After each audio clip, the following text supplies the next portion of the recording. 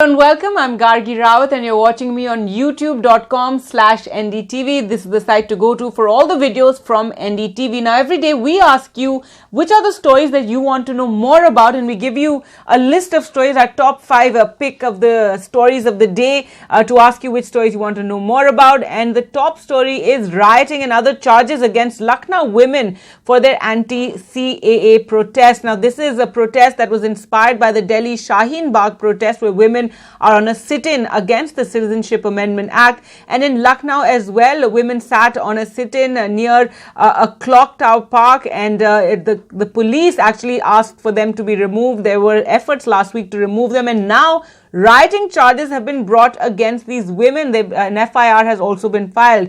The other big story, Geeta Gopinath, chief economist with the IMF, has said that India is actually bringing down the global growth story, that India's slowdown is hitting global growth, and in fact it's bringing overall global economic growth down. So that's a big story, and an exclusive interview with Geeta Gopinath done by my colleague Vishnu Shom in Davos. Also, the interesting development ahead of Delhi elections is the Akali Dal and BJP rift. The Akali Dal and BJP will not be contesting Delhi elections together. The Akali Dal in fact won't be contesting, and this is after they've had a disagreement with the BJP over the seat sharing or the ticket distribution, as well as differences over the Citizenship Amendment Act. Remember, the Akalis have opposed the NRC, and they've also said that in the Citizenship Amendment Act, while they support it, they want Muslims to be included. So these disagreements have led to this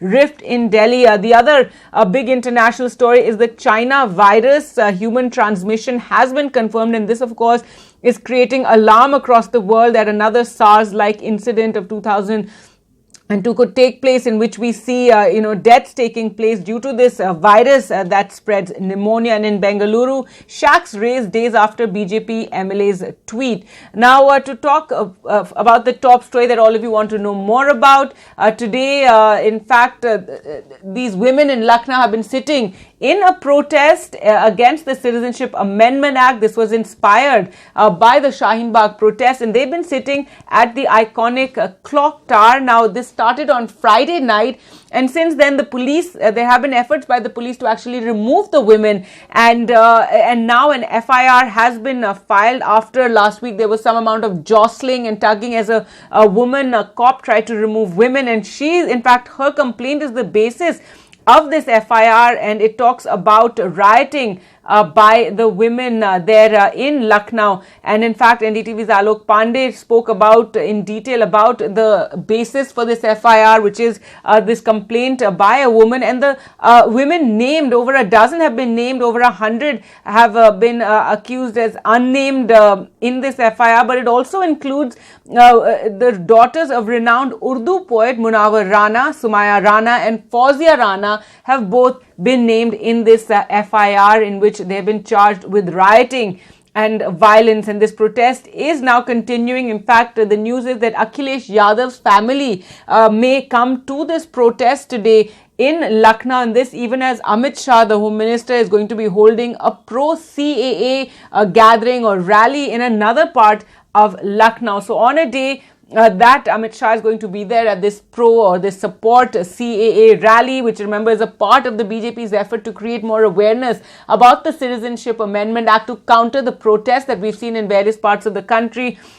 So today this sit-in by the women continuing, but also that Akhilesh Yadav may also be coming there to show support, or his family members, his wife, perhaps his daughter apparently went to this protest site last week. And also on Saturday, cops had been accused of taking away blankets from the women who had planned to sit in over there all night long. And something that went viral is when the cops were asked about this action or this cruelty of snatching blankets for women, they said, "We've taken the blankets after due process." So the questions being raised about the right to protest. Remember, Section 144 remains in parts of Lucknow, but the Supreme Court has also talked about how people do have a right to protest and you can't bring section 144 every time just when there is going to be even a peaceful protest. So this is a story that we'll be watching very, very closely. Remember, 21 people died in UP over CAA protests, as well as clashes with the police, and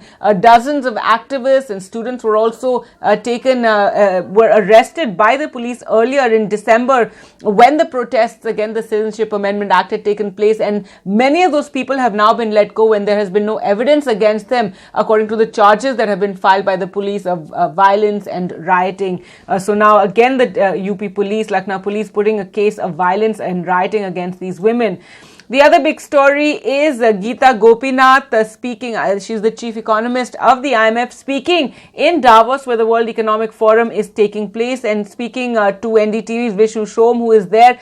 She first spoke about how India is bringing down the global growth story, that India's slowdown alone is contributing 0.1% to the revision in the global growth, which is down now, and it comes after the downgrade for India. The IMF has slashed India's growth forecast to 4.8%. That's a cut of 1.3% in just 3 months' time, and the country's sharp slowdown also dragging down the world economy. Now, Geeta Gopinath also spoke about the recent visit of Amazon CEO to India, Jeff Bezos, and how the Indian government actually snubbed him. Remember, nobody from the government met with him, and there are reports that a meeting with the Prime Minister had also been sought, but that time was not given. And this is very different from what we've seen in the past as far as the government is concerned with these big foreign investors. We've always seen these photo ops and meetings with ministers, with the Prime Minister,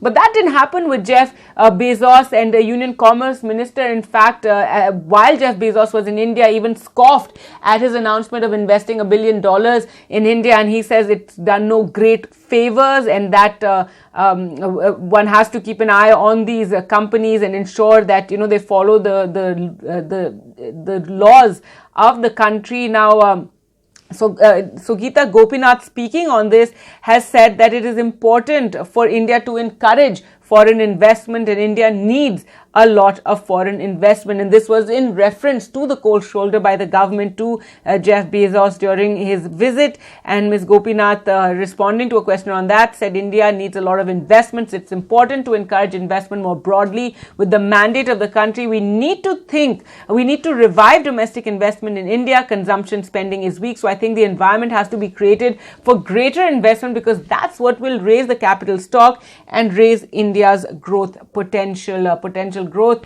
She also spoke about the protests that have been taking place against the Citizenship Amendment Act, and she said, when questioned by Vishnu, that I have nothing really significant to say about India right now. It is something regarding the protest that we will follow, and we will see what this does in our next assessment in April. So she gave the example of protests in Chile and Hong Kong, and then she said about the Indian protest that it is something that they may take into account when they do their next assessment of India's economy. Now, the other big story is this virus that is spreading in China, and that's causing pneumonia, and there have been 4 deaths, and the virus has started from Wuhan in China, with people there talking about breathing difficulties. Over 200 people have been affected by this virus that we're being told by health professionals emerged from some kind of a seafood market in Wuhan. Now, India also very concerned, given the number of Indians we have in China and studying in China. So the health ministry has sought more information regarding this and on Indians who are in China, so that a travel advisory can also be given. And we're also being told that there will be screening at airports of people who are arriving back to India from China. The health ministry has written to the civil aviation ministry for thermal screening of passengers at international airports in Delhi, Mumbai, Kolkata, Chennai, Bengaluru, Hyderabad and Cochin. And this is to notify about anybody who may be suffering from a cough, cold or any sort of fever who is coming from China, given that this new virus is spreading there. It's called the coronavirus, and it's really raising a lot of fears. It's already spread to 3 other Asian countries, Japan, Korea and Thailand. So that is something that has alarmed the world, and especially the latest that it can spread from human to human contact. So that is a big worry as far as the world health is concerned. Well, that's all the time I have for you. Thanks so much for watching. Goodbye.